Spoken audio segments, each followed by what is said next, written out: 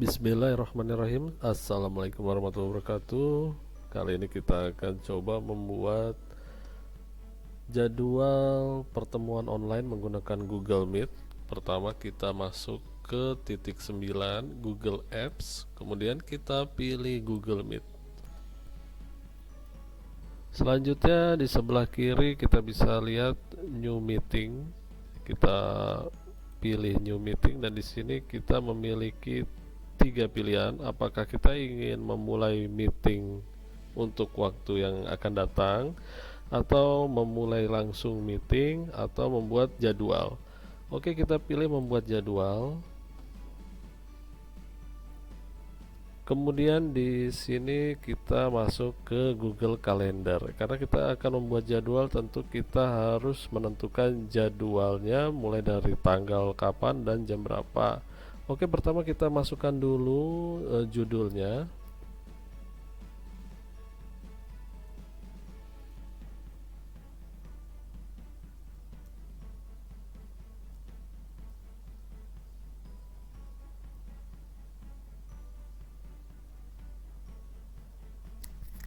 Kita bisa buat judul seperti ini. Kita juga bisa buat judul yang lain, tergantung dengan keperluan kita. Yang pasti judul ini harus konsisten ya. Misalnya ini pertemuan ke-1, nanti berarti ada pertemuan kedua, ketiga, dan keempat seterusnya. Jika kita mengajar beberapa mata kuliah, maka di sini juga bisa diganti untuk mata kuliah yang lain. Selanjutnya di bagian bawah kita memiliki tanggal kapan waktu eh, online ini akan dilaksanakan, apakah tanggal hari ini atau besok atau lusa ya. Misalnya kita klik saja lusa, dari jam berapa kemudian sampai ke jam berapa ya, di hari yang sama. Kemudian kita memiliki menu event details ya. Kita akan disuguhkan beberapa fitur-fitur. Di sini kita bisa tambahkan lokasi.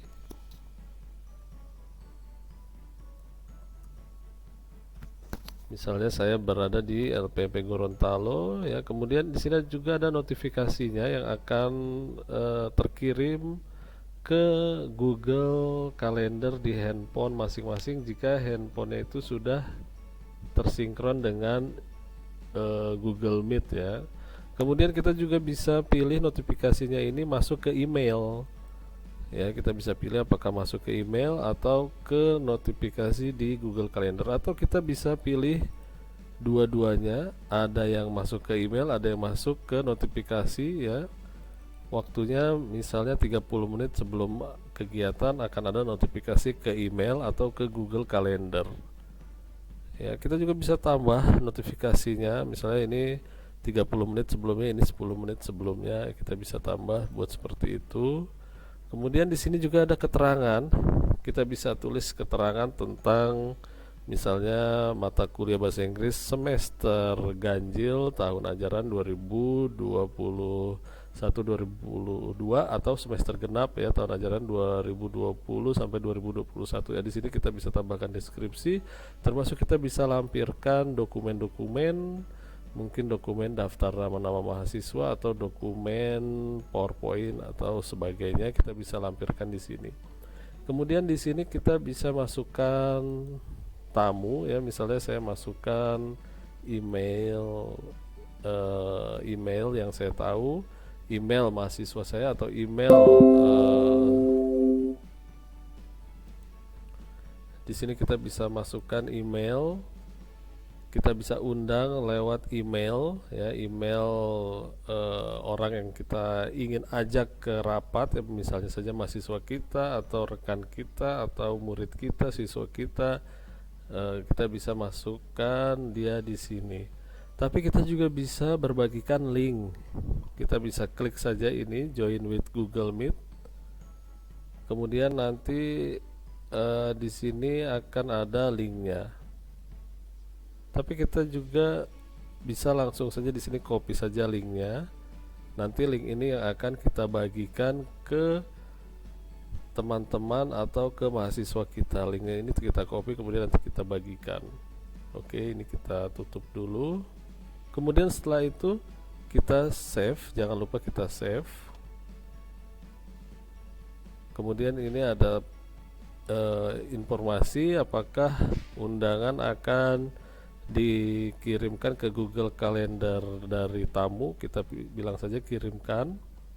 Nah, maka di sini kita masuk ke kalender yang besar. Di sini berisi tanggal 22. Ini saya sudah buat pertemuan yang ke satu yang lain. Kemudian 23 ini juga pertemuan ke satu di UNG ya.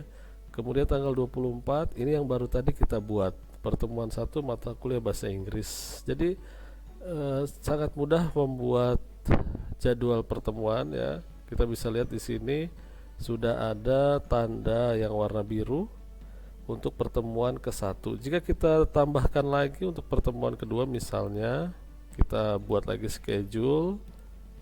Oke, kemudian kita buat untuk pertemuan kedua ya. Tadi itu untuk pertemuan satu.